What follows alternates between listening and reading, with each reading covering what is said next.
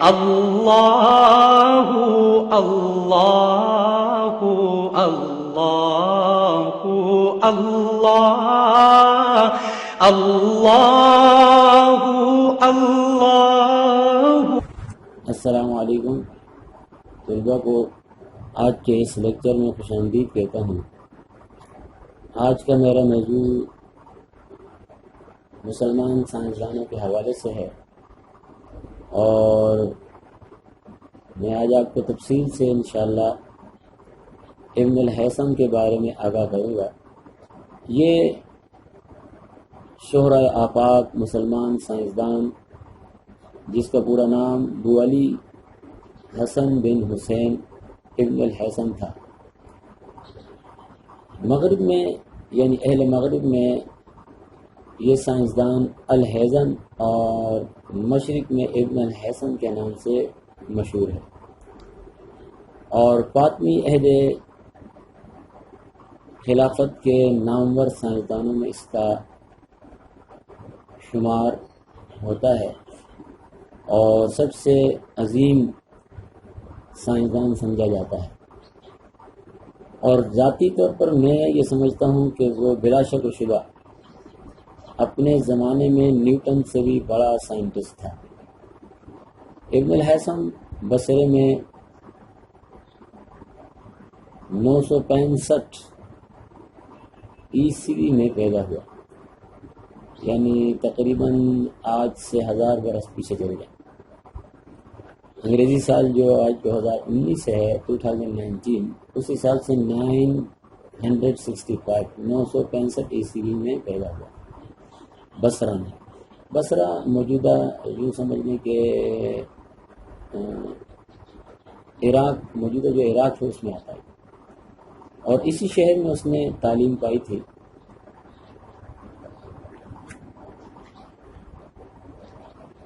اور تعلیم مکمل کرنے کے بعد وہ مقامی سرکاری دفتر میں ملازم ہو گیا، لیکن یہ ملازمت اس کے لیے محض گزر اوقات کا ذریعہ تھی۔ اس کا مشن، اس کا شوق، اس کا جذبہ کچھ اور تھا، ورنہ اس کو سرکاری ملازمت سے کوئی دلچسپی نہ تھی۔ وہ علم و حکمت کا دلدادہ شوقین تھا اور اپنے فارغ اوقات ریاضی، طبیعیات یعنی فزکس، حیت یعنی فلکیات جسے انگلش میں آسٹرونومی کہتے ہیں، اور طب کے مطالعے میں صرف کرتا تھا۔ طب یعنی میڈیکل لائن۔ رفتہ رفتہ اس نے ان علوم میں بہت زبردست دسترس حاصل کر لی، مہارت حاصل کر لی۔ اب اس نے فیصلہ کیا سرکاری ملازمت چھوڑنے کا اور کسی شاہی دربار سے وابستہ ہونے کا ارادہ کیا، اور اس کا مقصد کوئی دنیاوی دیگر لالچ نہیں تھا، بلکہ وہ کیونکہ علم کا شوقین تھا اور اپنے علمی کام کے لیے اسے مضبوط سپورٹ، سہارے کی ضرورت تھی۔ مصر میں اس وقت فاطمی خلیفہ حاکم کا دور چل رہا تھا، جو 996 عیسوی میں تخت خلافت پر متمکن ہوا تھا۔ وہ اعلیٰ علمی شوق رکھتا تھا اور اس کی علم دوستی کا شہرہ دور دور تک پھیلا ہوا تھا، اس لیے ابن الہیثم اس کے دربار میں اپنے لیے جگہ پیدا کرنے کا خواہش مند تھا۔ مصر زرعی لحاظ سے زرخیز ملک ہے، لیکن اس کی ساری زرعی دولت کا انحصار دریائے نیل پر ہے، جس کے پانی سے سیراب ہو کر یہ زمین سونا اگلتی ہے۔ لیکن تمام قدرتی دریاؤں کی طرح خشک موسم میں نیل کا پانی بھی کم ہو جاتا ہے، جس کے باعث زراعت کو سخت نقصان پہنچتا ہے۔ ادھر برسات کے موسم میں اس میں کافی شدت کا طوفان آ جاتا ہے، جو زراعت کے ساتھ ساتھ عوام کی جان و مال کے لیے تباہی کا باعث بنتا ہے۔ یہ سچویشن قدیم زمانے میں بھی تھی۔ ابن الحسم نے دریائے نیل میں پانی کی غیر معمولی کمی یا غیر معمولی زیادتی کو اعتدال پر رکھنے کے لیے ایک منصوبے کا خاکہ بنایا اور اسے فاطمی خلیفہ حاکم کی خدمت میں بھیج دیا۔ ابن الحسم کا مجوزہ منصوبہ یہ تھا کہ دریائے نیل میں اسوان کے قریب 3 طرف بند یعنی ڈیم باندھ کر رکاوٹ ڈال کر ایک بڑا ڈیم بنایا جائے، جس سے دگنا فائدہ حاصل ہوں گے، ڈبل فائدہ حاصل ہوگا۔ اول، برسات کے موسم میں زائد پانی ڈیم میں بھر جائے گا، اس لیے دریا میں تباکن طغیانی نہیں آئے گی، اور دوئم، خشک موسم میں جب نیل کے پانی میں کمی آ جاتی ہے تو اس ڈیم کے ذخیرہ شدہ پانی سے اس کمی کو پورا کر لیا جائے گا۔ مصر کے حاکم حکمران نے جب اس منصوبے کا مطالعہ کیا تو وہ ابن الحسم کی لیاقت، قابلیت، ایبیلٹی کا معترف ہو گیا، اور اس نے اس منصوبے کو عملی جامہ پہنانے کے لیے ابن الحسم کی خدمات سے فائدہ اٹھانے کا فیصلہ کر لیا۔ لیکن ابن الحسم خلافت عباسیہ کا شہری تھا، جو خلافت فاطمی کی حریف تھی، یعنی اس زمانے میں مسلم حکومتیں ٹوٹ چکی تھی اور پوری دنیا میں ایک خلافت باقی نہیں ہوئی تھی۔ بہرحال حاکم اسی لیے اسے کھلم کھلا دعوت نہیں بھیج سکتا تھا، کیونکہ یہ دونوں خلافتیں آپس میں ان کی چپکلش رہتی تھی۔ تو اس نے اپنے ایک افسر کو اس بات پر مامور کیا کہ وہ خفیہ طور پر بصرہ جائے اور ابن الحسم کو شاہی دعوت نامہ اور اس کے ساتھ زادرہ کے طور پر جو نقدی بھی دی گئی تھی اس کے حوالے کر۔ یعنی مصری خلیفہ نے ابن الحسم کو نہ صرف اپنی طرف بلانے کا دعوت نامہ دیا بلکہ راستے کا خرچہ بھی بھجوایا۔ ابن الحسم اسی دعوت نامے کا تو منتظر تھا، چنانچہ وہ سہولت ملنے پر مصر روانہ ہو گیا۔ جب وہ مصر کے دارالحکومت میں پہنچا تو حاکم نے اس کی بہت قدر افزائی کی، اس کے مجوزہ منصوبے کو گروہ کار لانے کے لیے ایک کثیر رقم اور کارکنوں کا ایک بڑا عملہ اس کی تحویل میں دے دیا۔ ابن الحسم نے اسوان کے گرد و نواح آس پاس کا جائزہ لیا اور دریائے نیل کا مکمل سروے کیا اور بند باندھنے کے عظیم کام کا مکمل جائزہ لیا، لیکن اس کی نگاہ دوربین نے بھانپ لیا کہ جو وسائل اسے مہیا کیے گئے ہیں ان میں اس بڑے کام کا انجام دینا ممکن نہیں ہے۔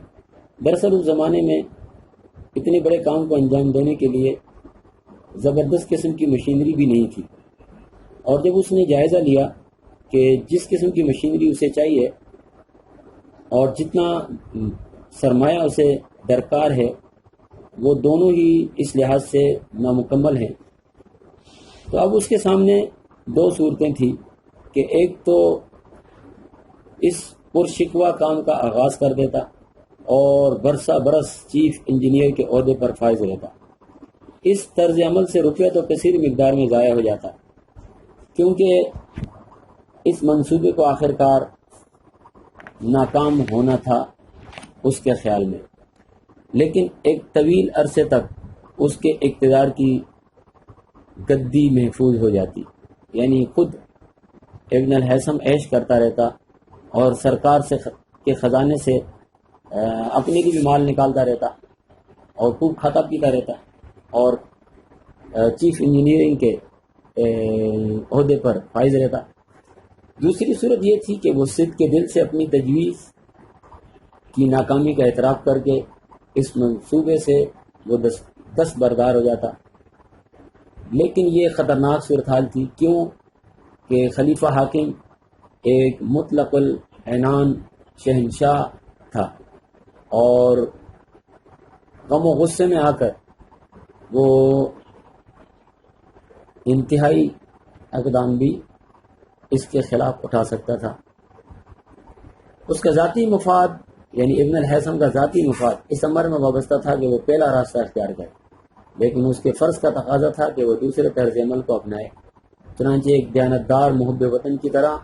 اس نے قومی فرض کو ذاتی مفاد پر ترجیح دی اور خلیفہ وقت کے دربار میں حاضر ہو کر اقرار کر لیا کہ اس منصوبے کو کامیابی سے ہمکنار کرنا میرے بس سے باہر ہے۔ حاکم اس منصوبے سے بڑی بڑی توقعات لگائے ہوئے تھا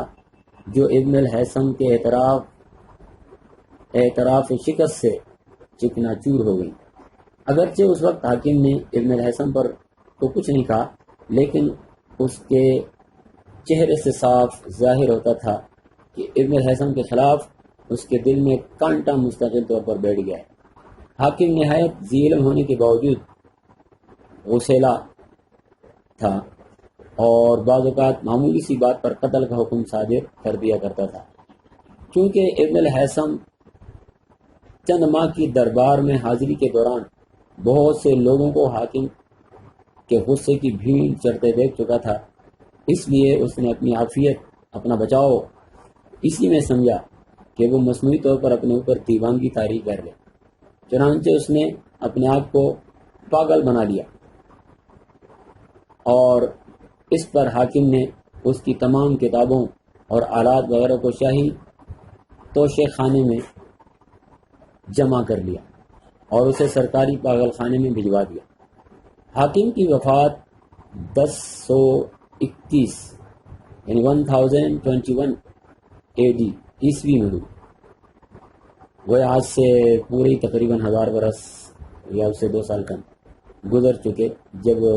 حاکم کی وفات ہوئی۔ اس وقت تک ابن الہیثم پاگل خانے میں رہا۔ دیکھیے شخص کی جرت، صبر، تحمل۔ اس نے عیش و عشرت کے بجائے حق بات بیان کی، لیکن اپنے آپ کو قتل ہونے سے بچانے کے لیے پاگل بنا ڈالا خود کو۔ یہ بھی ایک مشکل کام تھا، ورنہ ہم جیسے لوگ تو یقیناً وہ پہلے والا راستہ اختیار کرتے جس کا میں نے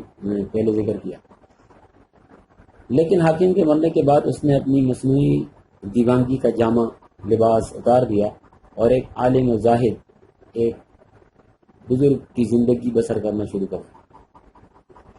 فاطمی خلافت میں مصر کی مشہور یونیورسٹی جامعہ ازہر، جو آج بھی مشہور ہے اور طویل عرصے تک دنیا میں اس کی شہرت رہی ہے، جو ہر دور میں عالم اسلام کی ایک ممتاز علمی درسگاہ رہی ہے،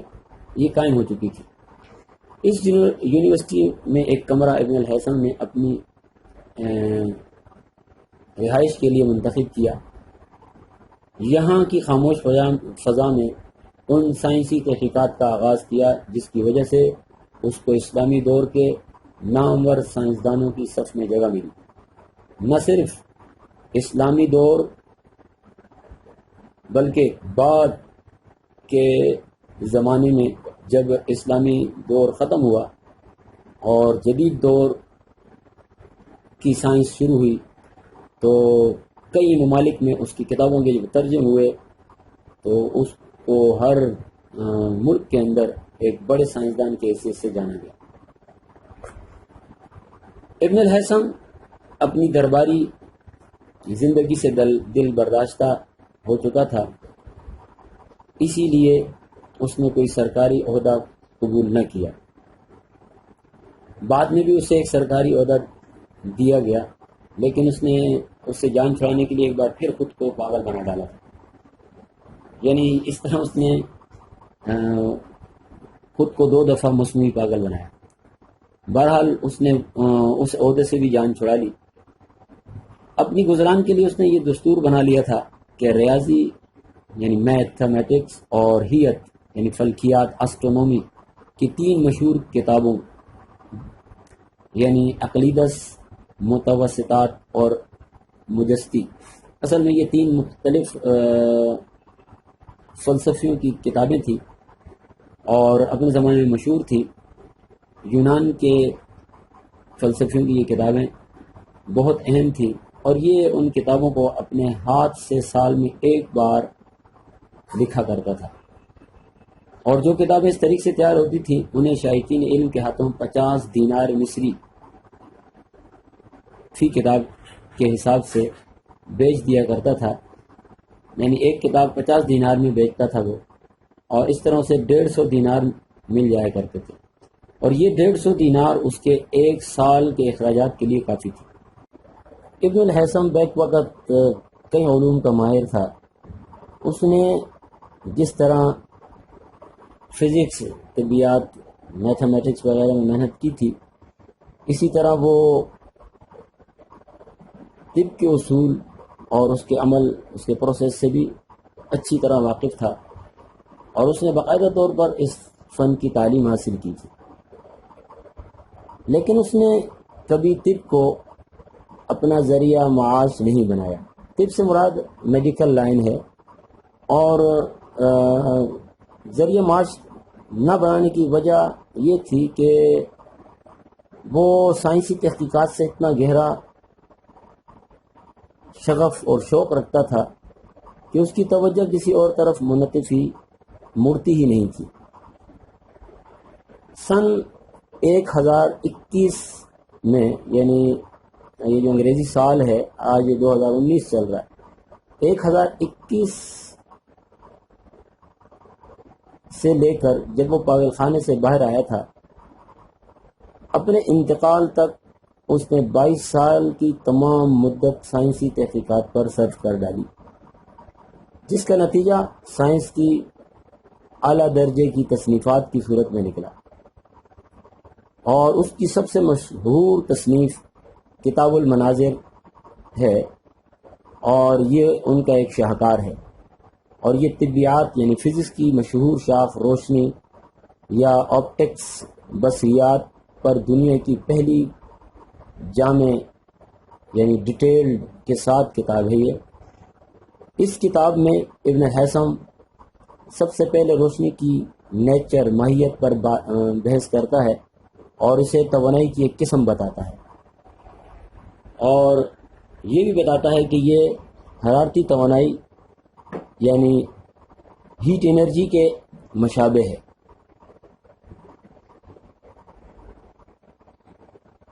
اور اس کی دلیل وہ یہ دیتا ہے کہ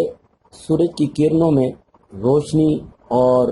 حرارت ساتھ ساتھ پائے جاتے ہیں، یعنی ہیٹ اور روشنی ایک ساتھ اکٹھے ہیں، جس سے پتہ چلتا ہے کہ یہ دونوں نیچر میں بھی سیم ہے، اور یہی صورت آگ یا چراغ کے شعلے کی ہے۔ اس سے بھی یہی ثابت ہوتا ہے کہ روشنی اور حرارت کی نوعیت ایک ہے۔ اور میں آپ کو بتاتا چلوں کہ جدید سائنس کے مطابق بھی روشنی یعنی لائٹ اور ہیٹ دونوں بیسیکلی ایک ہی نیچر کی ہیں، یعنی آج انہیں الیکٹرو میگنیٹک ویو سمجھا جاتا ہے۔ روشنی بھی الیکٹرو میگنیٹک ویوز ہیں، اور ہیٹ بھی الیکٹرو میگنیٹک ویوز ہی کی ایک قسم ہے جو انفراریڈ ریز میں آتی ہے۔ اس کے علاوہ روشنی کی نیچر بیان کرنے کے بعد وہ بتاتا ہے کہ لومینس باڈیز کیا ہوتی ہیں اور نان لومینس باڈیز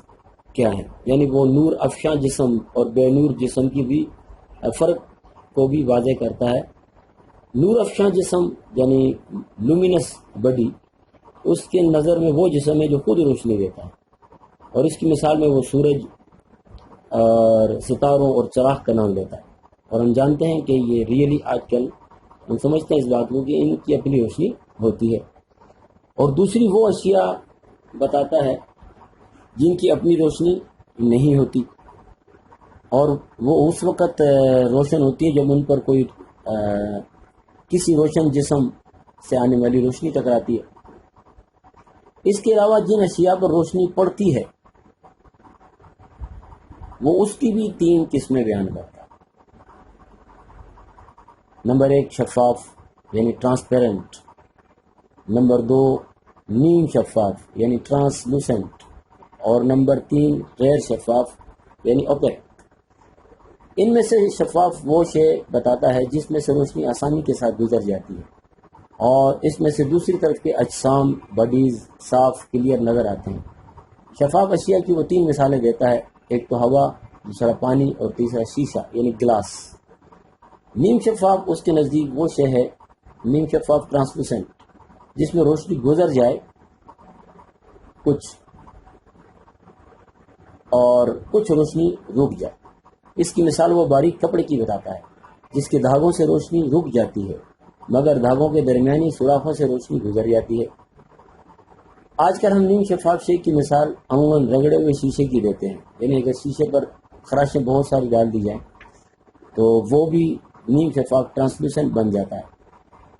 لیکن شیشے کی اس خاص قسم کا غالباً ابن الحسن کو علم نہ تھا۔ البتہ اس زمانے میں کچھ اور بھی چیزیں موجود ہیں، مثال کے طور پر پلاسٹک کی ایسی قسمیں آ چکی ہیں جن میں سے روشنی کی کچھ کوانٹٹی گزرتی ہے، کچھ نہیں گزرتی، تو اس طرح وہ بھی ٹرانسلوسنٹ ہو جاتی ہے۔ گاڑیوں کے شیشے وغیرہ جو فرنٹ کے ہوتے ہیں وہ تو ٹرانسپیرنٹ ہوتے ہیں، لیکن جو سائڈوں کے شیشے عام طور پر لگائے جاتے ہیں مزدے وغیرہ کے، کراچی میں اور پاکستان کے مختلف شہروں میں آپ نے گاڑیوں کی سائڈوں کے شیشے باز دیکھے ہوں گے جن میں سے ہلکا نظر آتا ہے،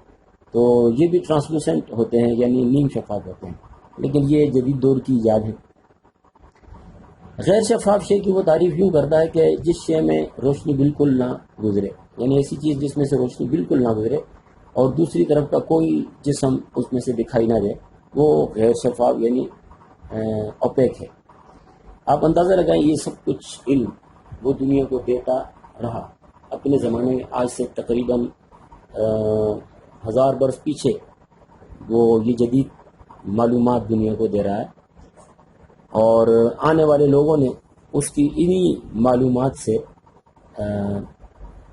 فائدہ اٹھایا، اور اپنے زمانے کا میں اسی لیے سمجھتا ہوں کہ وہ چھوٹا سائنٹسٹ نہیں بلکہ بہت ہی زبردست سائنٹسٹ تھا، اور بلا شک و شبہ اپنے زمانے میں وہ نیوٹن سے بڑا سائنٹسٹ تھا۔ اب مزید بھی اس کے کام دیکھیں، یہ وہ کتنی تحقیقات کر چکا تھا۔ روشنی کی شعاع یعنی لائٹ رے وہ بالکل صحیح فارمل ڈیفینیشن کرتا ہے، اور اسے روشنی کا ایسا راستہ بیان کرتا ہے، بتاتا ہے جو ایک خط کی صورت میں ہو، اور یہ بالکل فارمل ڈیفینیشن ہے کہ ریئلی جو لائٹ رے ہوتی ہے وہ روشنی کے بالکل سفر اور اس کی ٹریولنگ ڈائریکشن کو کلیئر کرتی ہے، اور یہ اسٹریٹ ہوتی ہے۔ اس کے بعد وہ روشنی کی اشاعت پروپیگیشن کے متعلق یہ نتیجہ نکالتا ہے، یہ رزلٹ دیتا ہے کہ روشنی کی شعاع رے ایک واسطے میں ہمیشہ خط مستقیم پر اسٹریٹ لائن پر چلتی ہے، اور یہ بتاتا ہے کہ یہ روشنی کی ذاتی پرسنل پراپرٹی ہے، اور جس کا انحصار اس کے واسطے پر نہیں، یعنی یہ اس میڈیم پر ڈیپینڈ نہیں کرتا جس میں سے روشنی پاس ہو رہی ہو، خواہ وہ گلاس ہو، ایئر ہو، واٹر ہو، یعنی جس میڈیم کے اندر بھی جب روشنی انٹر ہو جاتی ہے پھر اسٹریٹ لائن پر چلتی ہے، کوئی میڈیم اسے بینٹ نہیں کر سکتا۔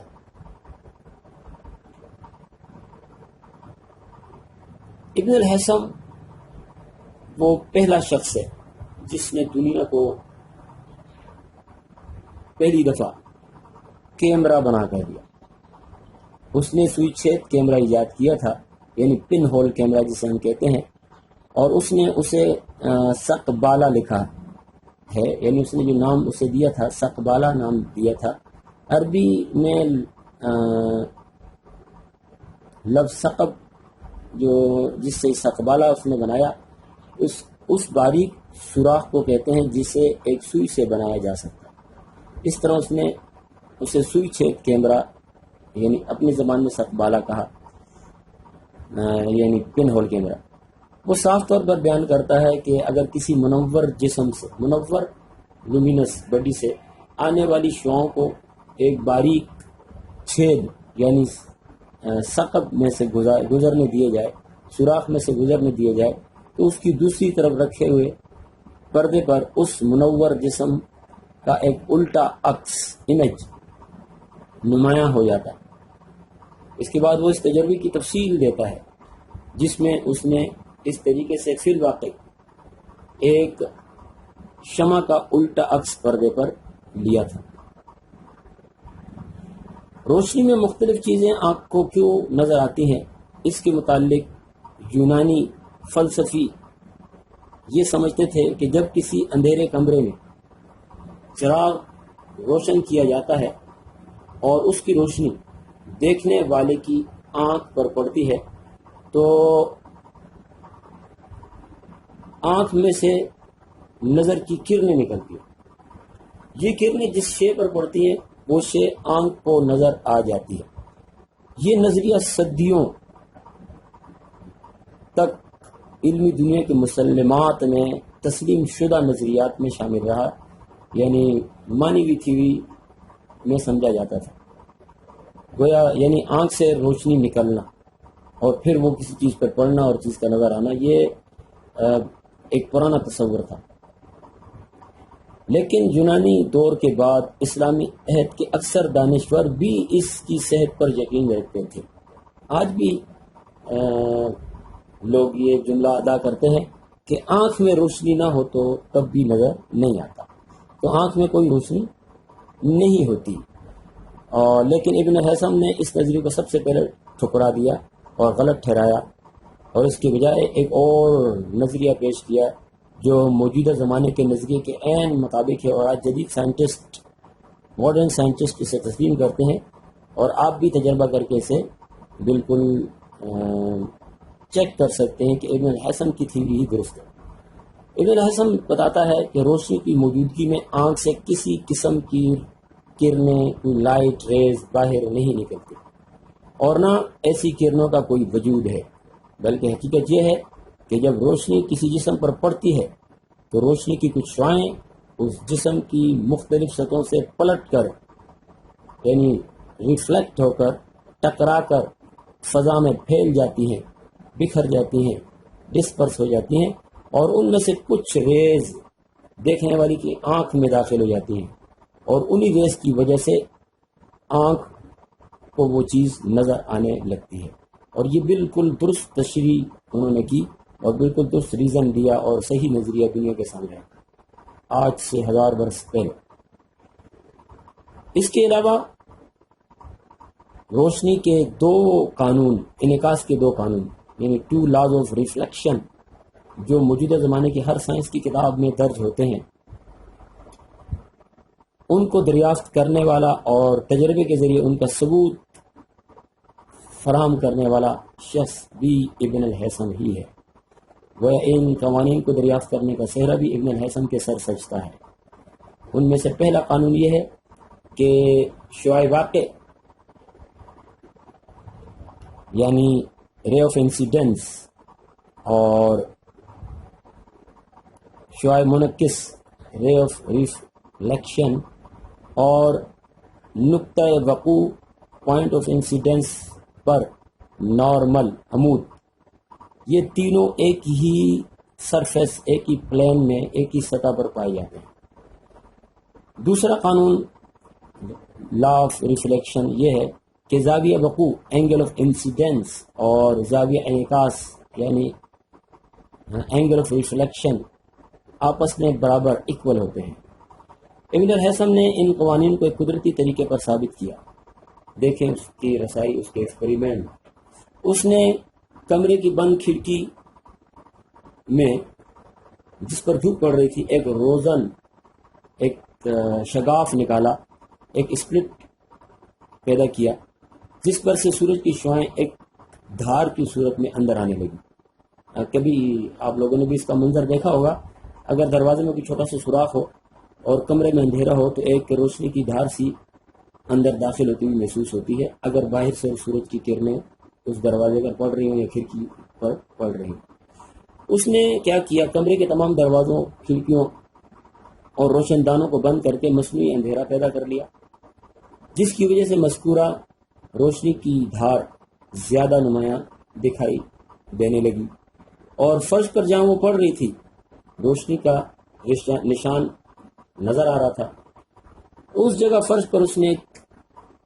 پلین مرر، چپٹا آئینہ، عام آئینہ جس میں ہم اپنا چہرہ دیکھتے ہیں، بال سنوارتے ہیں، پلین مرر رکھ دیا تو روشنی کی یہ دھار جو ہے آئینے کی سطح سے ریفلیکٹ ہو کر منعکس ہو کر دوسری طرف جانے لگی اور ایک دھار کی صورت میں نظر آنے لگی۔ آئینے کی سطح پر جہاں روشنی کی دونوں دھاریں پڑ رہی تھی وہاں اس نے ایک عمودی سلائی پرپینڈیکولر پن رکھ دی اور اس نے دیکھا کہ تینوں ایک ہی لیول میں ہیں۔ نیز جو اینگل روشنی کی پہلی دھار یعنی جسے آپ ریز آف انسیڈنس کہہ سکتے ہیں اور عمودی سلائی کے درمیان بن رہا تھا، یعنی اینگل جو روشنی کی پہلی دھار اور عمودی سلائی جو اس نے کھڑی پینسل رکھی تھی اس پر مرر پر، جو اینگل ان کے درمیان بن رہا تھا، اور دوسرا اینگل جو روشنی کی دوسری دھار یعنی جو وہاں سے آئینے سے منعکس ہو رہی تھی اس کے درمیان جو اینگل بن رہا تھا، یعنی منعکس ہونے والی دھار اور سلائی کے درمیان جو اینگل بن رہا تھا، یہ اینگل آف ریفلیکشن تھا۔ یہ دونوں اینگل برابر تھے۔ اس سادہ طریقے سے اس نے، اور جو قدرتی طریقہ بھی تھا، ابن الحسن نے انعکاس، روشنی کے انعکاس کے دونوں قوانین کے ثبوت فراہم کی، اور آج یہ قوانین تسلیم شدہ ہیں، اور آپٹکس جہاں بھی پڑھائی جائے گی وہاں یہ قوانین پڑھائے جاتے ہیں اور پڑھائے جاتے رہیں گے۔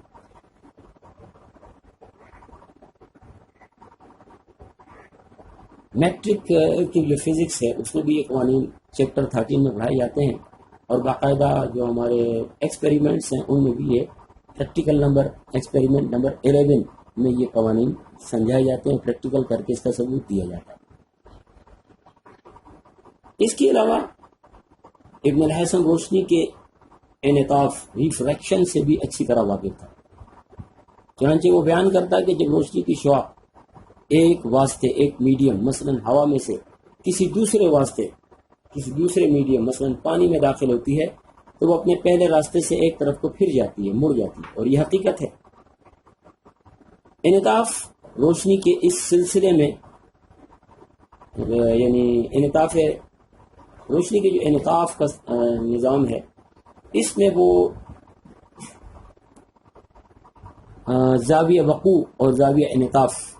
کی بھی تعریف کرتا ہے، یعنی اینگل آف انسیڈنس اور اینگل آف ریفریکشن کی بھی تعریف کرتا ہے، اور بتاتا ہے کہ اینگل آف انسیڈنس وہ زاویہ ہے جس میں ریفریکشن ہوا ہو، جس کے ذریعے ریفریکشن کا عمل، انعطاف کا عمل ہوا ہو، یعنی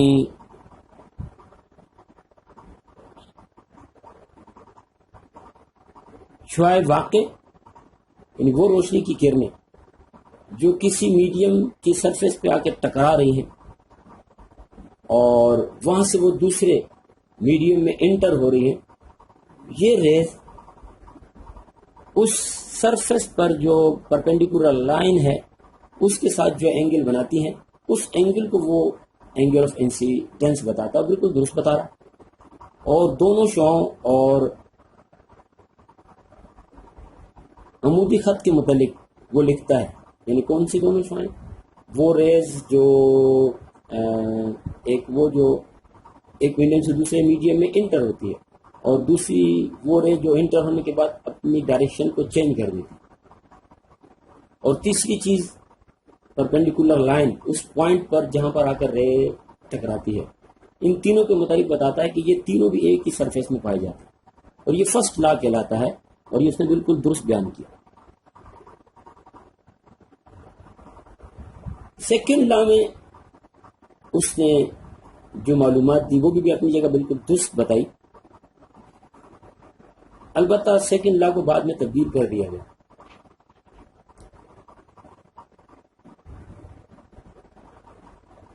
اس نے دوسرے لا کے حوالے سے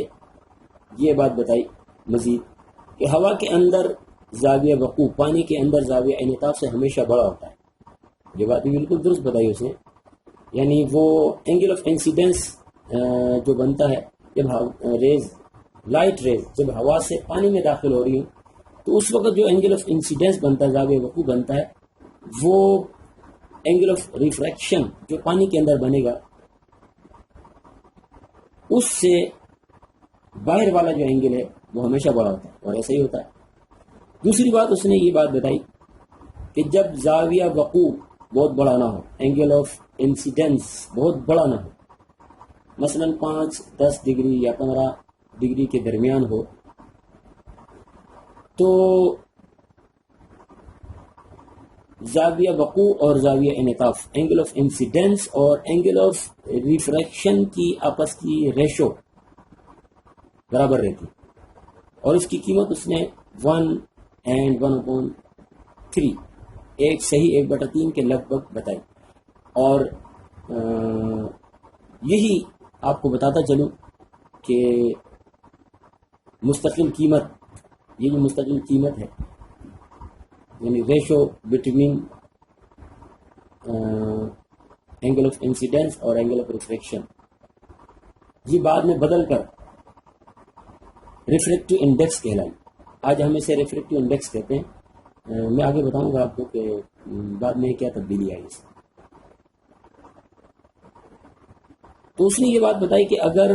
اینگل آف انسیڈنس زیادہ بڑا نہ ہو 5-10-15-20 ڈگری کے درمیان ہو قریب ہو اور تو پھر اینگل آف انسیڈنس اور اینگل آف ریفریکشن کی ریشو فکس رہتی ہے اور یہ 1.333 بن رہی تھی. اور یہ اینگل یہ جو ویلیو ہے یہ آج واٹر یعنی پانی کا ریفریکٹیو انڈیکس کہلاتا ہے. مزید اس نے یہ بھی بتایا کہ اگر زاویہ وقوع بڑا ہو مثلا 50 یا 60 یا 70 ڈگری کا ہو 70 ڈگری کا ہو 50 60 70 ڈگری کا ہو تو پھر زاویہ وقوع اینگل آف انسیڈنس اور اس کے ساتھ جو کرسپونڈنگ اینگل آف ریفریکشن بنتا ہے ان کی ریشو 1/1/3 یعنی 1.333 کے برابر نہیں رہتی. یہاں اس نے یہ جو معلومات دی بالکل درست بتائی. یہ اصل میں سیکنڈ لا آف ریفریکشن ہی ہے جو اس نے کچھ غلطی کے ساتھ بیان کیا یا اس کی یوز کہہ لے کہ اگلی ریسرچ میں ہی اس کو پتہ چلتا. ابن الحسن سے جو پہلے کے مسلم ریاضی دان تھے انہوں نے زاویوں کی سائن کے نقشے کئی درجے اشاریہ تک سے ہی بنا لیے تھے. زاویوں کی سائن اینگل کی سائن طلبہ وہ سمجھیں گے جو ٹریگنومیٹری پڑھ چکے ہیں. یعنی اب میتھ اس وقت شروع کی کلاسیں چل رہی ہوتی ہیں تو ابھی آپ کی ٹریگنومیٹری شروع نہیں ہوئی ہوگی میٹرک کے طلبہ کی کیونکہ میتھ میں یہ تقریباً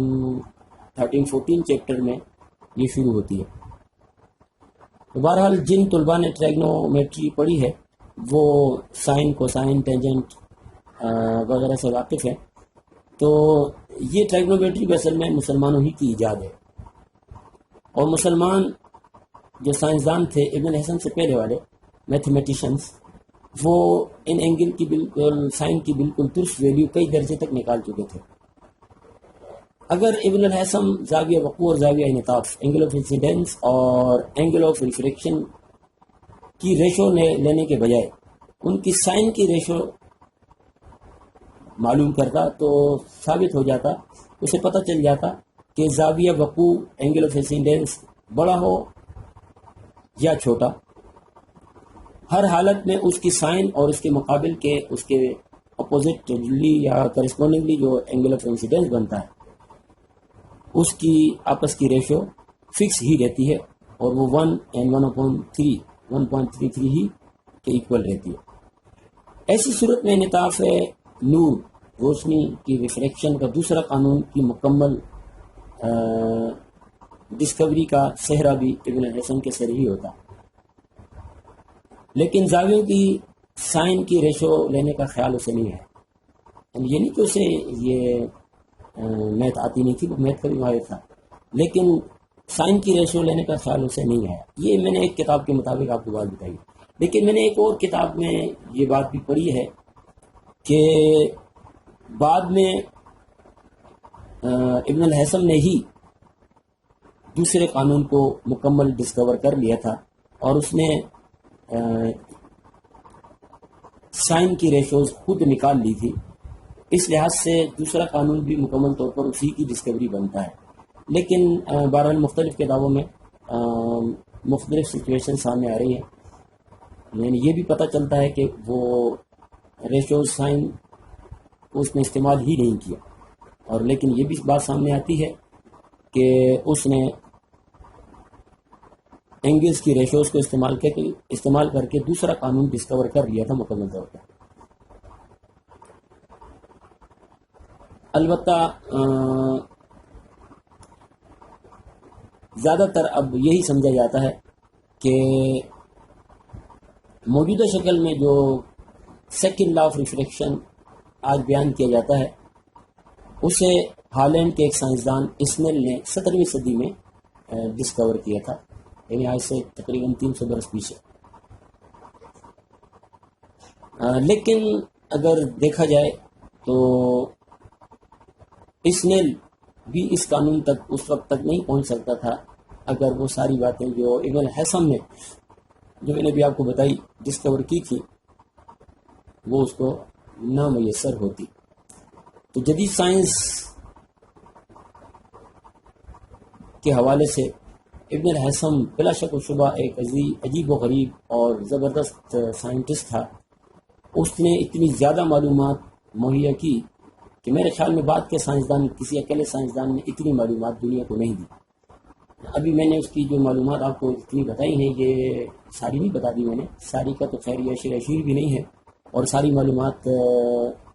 نہ مجھ تک پہنچی ہیں نہ دنیا تک پہنچی ہیں. اس وقت کی جدید دنیا کو اس کی مہیا کی گئی معلومات ساری معلوم ہی نہیں. وجہ یہ ہے کہ اس نے جو کتابیں لکھی تھیں وہ کتابیں آج دنیا میں موجود نہیں ہیں، بلکہ وہ ضائع ہو چکی ہیں. اس کے وجوہات کیا ہیں؟ بہت سی وجوہات اس میں آتی ہیں. ایک تو یہ ہے کہ جس زمانے میں مسلمان سائنسدان کام کر رہے تھے وہ بھی مختلف قسم کی سچویشن سے گزر رہے تھے. کبھی ایسے مسلمان حکمران آ جاتے تھے جو سائنس کے خلاف ہوتے تھے، اور کبھی ایسے حکمران آ جاتے تھے جو مسلمان سائنسدانوں کی ہیلپ کرتے تھے، مدد کرتے تھے. تو مسلمان سائنسدانوں کی کتابوں کو وہ حکمران جو سائنس کے خلاف ہوتے تھے وہ ضائع بھی کر دیا کرتے تھے. اس کے علاوہ جب مسلمان دفاعی لحاظ سے کمزور ہوئے عیش و عشرت میں پڑھ کر، تو پھر بیرونی قوتوں کے حملوں کے نتیجے میں ان کے علاقے کفار کے قبضے میں، انگریزوں کے قبضے میں اور دیگر کفری قوتوں کے قبضے میں جب آتے گئے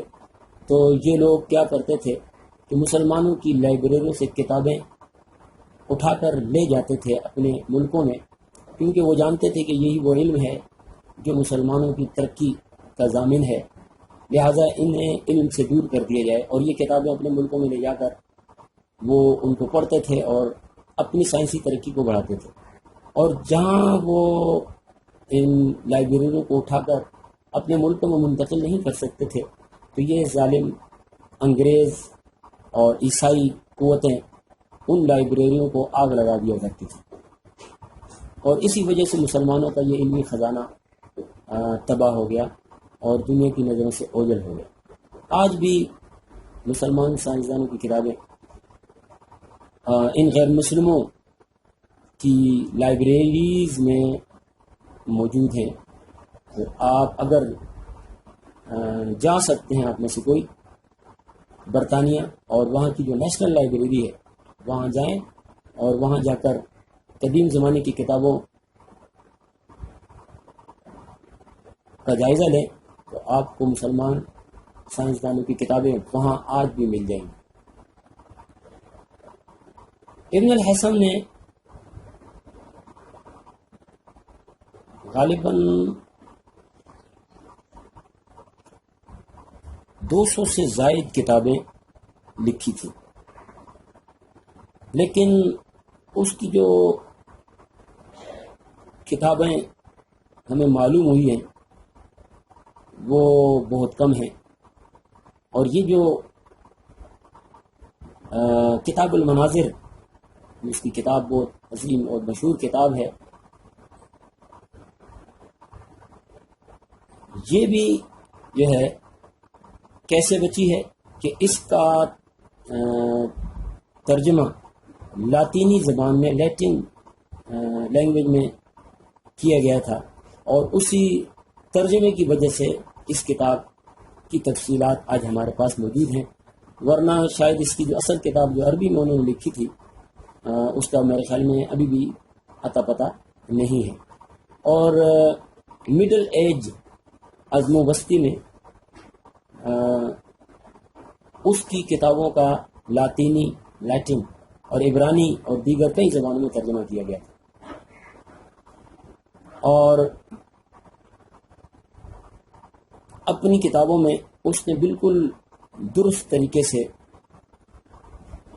طبعی مظاہر، فزیکل فینومینا کی تشریح کی، اور نہ صرف فزیکل فینومینا کی تشریح کی بلکہ اس نے سائنسی ریسرچ کا جو طریقہ کار ہے، سائنسی طریقہ کار، سائنٹیفک میتھڈ، اس نے دنیا کو بالکل درست طریقے سے سمجھایا کہ سائنس میں تحقیق کرنے کا کیا طریقہ کار ہے۔ آج بھی ہم طلباء کو بتاتے ہیں کہ آبزرویشن، اور آبزرویشن کے بعد ہائپوتھیسس، اور ہائپوتھیسس کے بعد تھیوری، اور تھیوری کے بعد سائنٹیفک لا، یہ چار جو بیسک چیزیں ہیں، یہ کوئی انگریز سائنسدانوں کے کمالات نہیں ہیں دنیا کے سامنے لانے والے، بلکہ یہ طریقہ کار دنیا کو دینے والے یہ عظیم مسلمان سائنٹسٹ ہیں، اور ان میں سے یہ ابن الہیثم ہے جس نے بالکل درست طریقے سے سائنٹیفک میتھڈ کی وضاحت کی، اور آنے والے صدیوں میں جدید سائنسدانوں کے لیے سائنسی ریسرچ کا طریقہ واضح کیا۔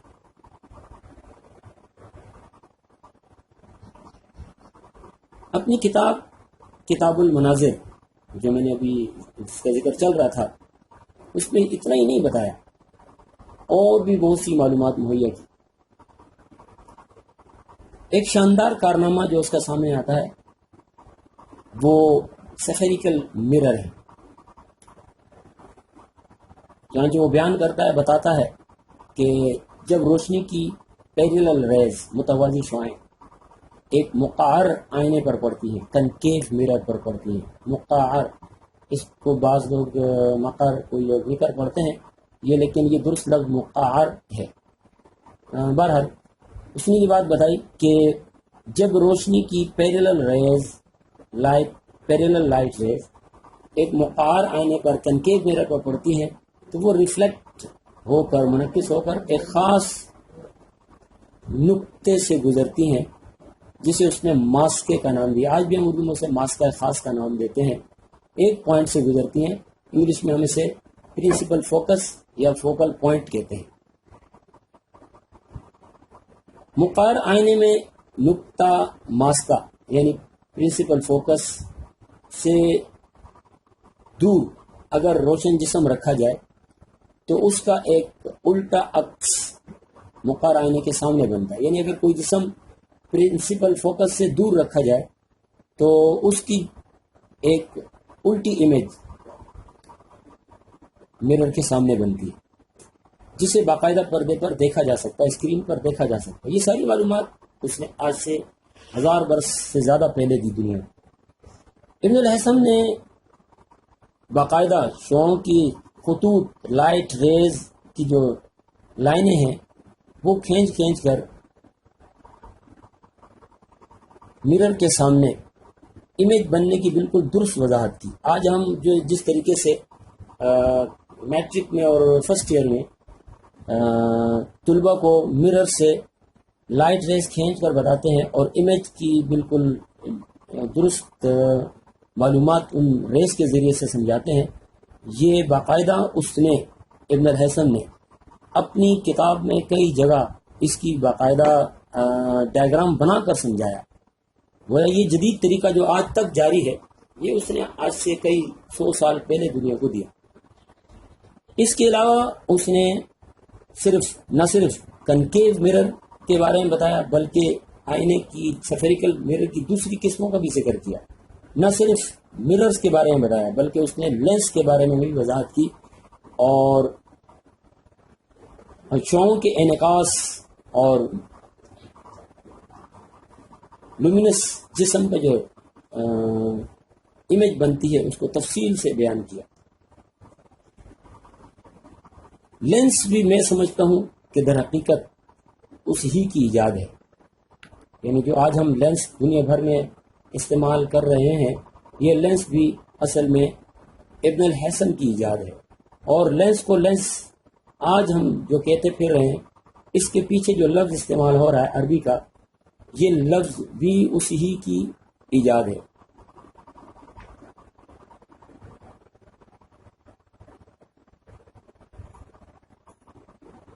یعنی جو آج ہم لفظ لینس کو اردو میں عدسہ کہتے ہیں، لینس کو اردو میں عدسہ کہتے ہیں اور یہ لفظ اصل میں اسی کی ایجاد ہے. عربی میں اصل میں عدس کے معنی ہے مسور کی دال. اور ابن الحسن نے جب آنکھ کی سرجری کی، آنکھ کو چیرا پھاڑا اور اس کا بالکل جائزہ لیا اور آنکھ کے بارے میں تفصیلات بتائی تو اس نے آنکھ کے اندر ایک موتی دیکھا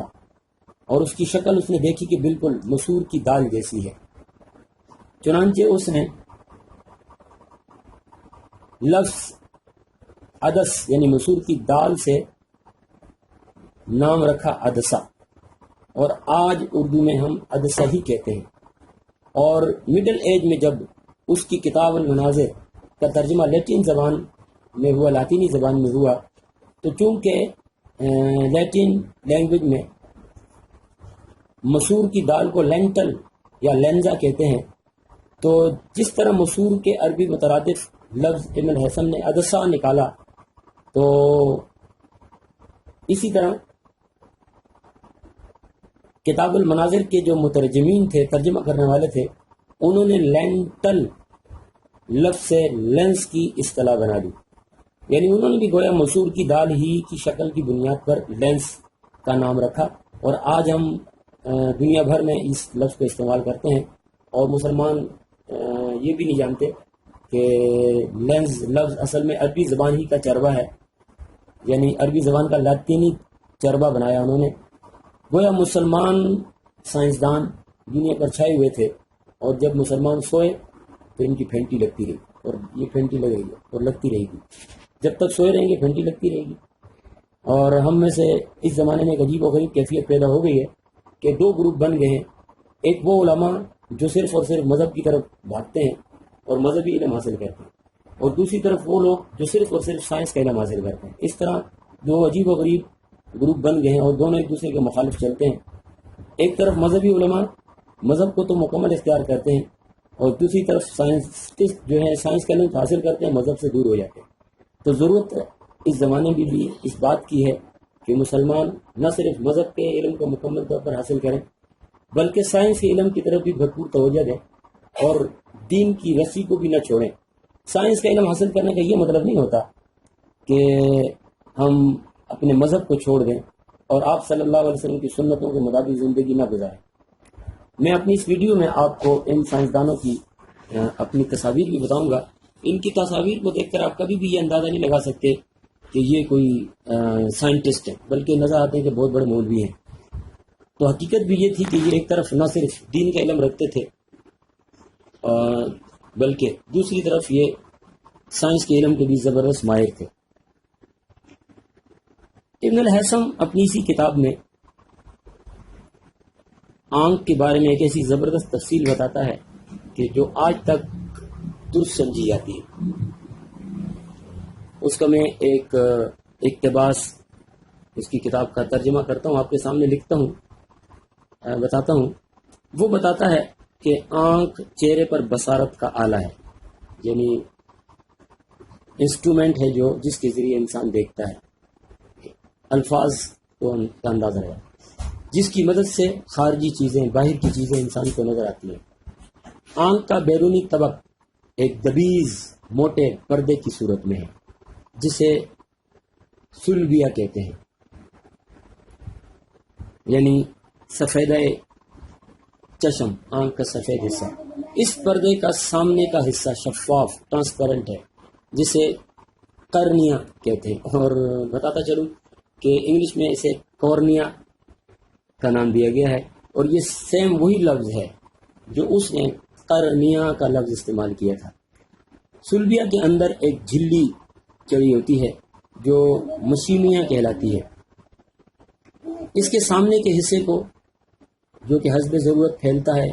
یا سکڑتا ہے، اس نے اونیا کا نام دیا، جسے آج ہم اردو میں پتلی اور انگلش میں پیپل کہتے ہیں۔ اونیا کے عین پیچھے آنکھ کا موتی، جسے اس نے عدسے کا نام دیا، عدسہ پایا جاتا ہے۔ عدسے کی ٹھیک سیدھ میں آنکھ کی پچھلی طرف آنکھ کا تیسرا پردہ موجود ہوتا ہے، جسے شبکیہ یعنی ریٹینا کہتے ہیں۔ شبکیہ کے ساتھ عصب بصارت ملحق ہوتا ہے، یعنی آپٹک نرو لگے ہوتے ہیں۔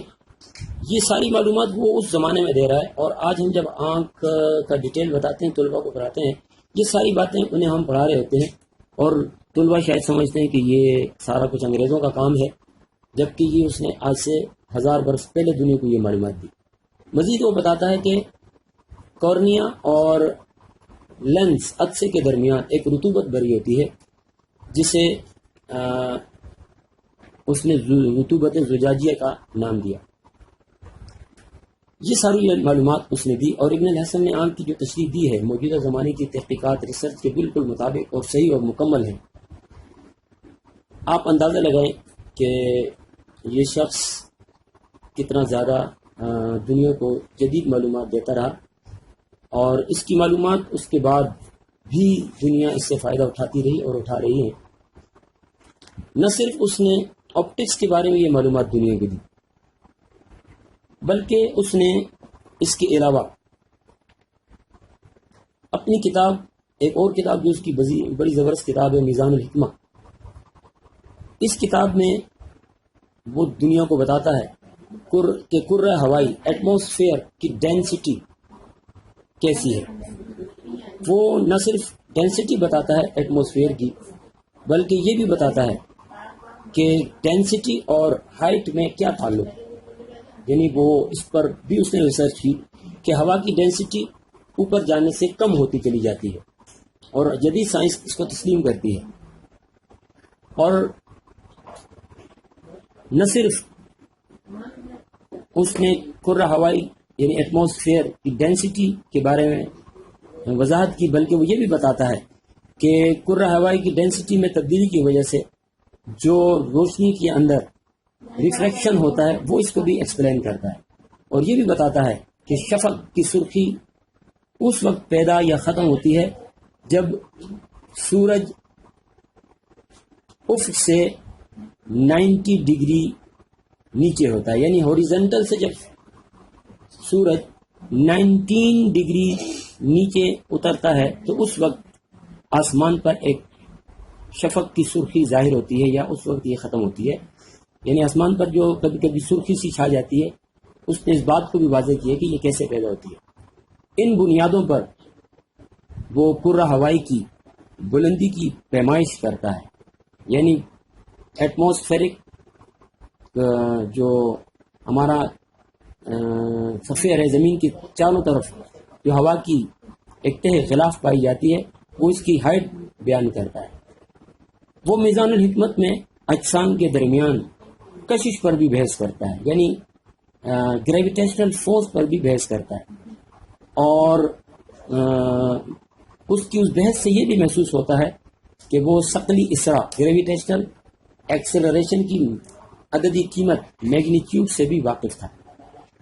تو آپ اندازہ لگائیں کہ نیوٹن، جسے آج ہم سمجھتے ہیں کہ وہ کشش ثقل گریویٹی کو دریافت کرنے والا ہے، اس نے یہ 16ویں صدی میں یعنی 16 سنچری یا 16 اور 17 سنچری کا جو زمانہ ہے، اس میں نیوٹن نے گریویٹی کو دریافت کیا تھا، لیکن حقیقت میں وہ اپنی میزان الحکمت میں اس گریویٹی کو بہت پہلے 300 برس پہلے نیوٹن سے 300 برس پہلے بیان کرتا ہے، 300 350 برس پہلے۔ نہ صرف اس نے فزکس میں ایسی زبردست ریسرچ کی دنیا کے سامنے لائی، بلکہ اس نے میتھ میں بھی زبردست کام کیا۔ الجبرا اور جیومیٹری کی مدد سے اس نے ریاضی کی شاخ تجزیاتی جیومیٹری کی بنیاد ڈالی، انالیٹیکل جیومیٹری۔ یہ طلباء جو ہیں بی ایس سی میں باقاعدہ ہمارے ہاں کورس میں انالیٹیکل جیومیٹری کی بک شامل ہے۔ اس کی بنیاد ڈالنے والا شخص، اس ریاضی کو دنیا کے سامنے لانے والا شخص یہ مسلمان سائنٹسٹ تھا۔ اس نے نہ صرف میتھ کی یہ یعنی شاخ دنیا کے سامنے لائی، وہ فزکس پر بھی اس نے مزید ریسرچ بھی کی، اور میکینکس کے حوالے سے اس نے ریسرچ کی، اور اجسام کی حرکت کا اس نے مطالعہ کیا، اور پہلی دفعہ اس نے دنیا کو یہ بتایا کہ کوئی جسم مستقل طور پر چلتا رہتا ہے جب تک کہ کوئی بیرونی قوت اسے روکے نہیں یا اس کی سمت تبدیل نہ کرے۔ یہ اس نے آج سے 1000 برس پہلے تقریباً یہ بات دنیا کو بتائی ہے۔ نیوٹن سے وہ 300 350 برس پہلے دنیا کو یہ معلومات دے رہا ہے۔ وہ نیوٹن کا جو پہلا قانون حرکت، فرسٹ لا آف موشن ہے،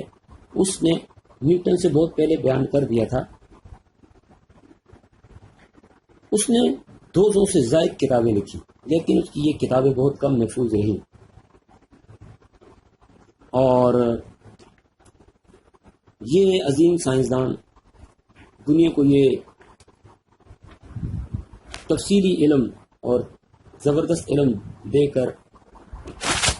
دنیا سے 1043 عیسوی میں چلا گیا اور اس جہان فانی سے کوچ کر گیا، لیکن اس کا نام آج بھی نہ صرف مسلمانوں میں روشن ہے بلکہ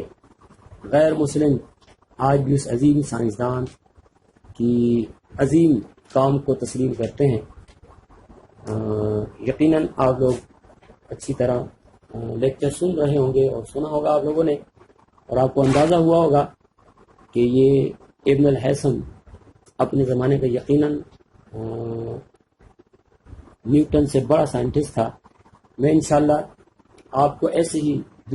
دوسرے بھی عظیم سائنسدانوں کی تفصیلات سے اگلے لیکچر میں آگاہ کروں گا۔ اب میں آپ سے اجازت چاہوں گا، اور میں ضرور یہ کہوں گا کہ اگر میری یہ معلومات جو میں آپ کو دے رہا ہوں آپ کو اچھی لگی اور آپ سمجھتے ہیں کہ مزید یہ معلومات آپ کو ملتی رہے، تو میرے چینل اسٹوڈنٹ فیوچر کو ضرور سبسکرائب کریں۔ اللہ حافظ۔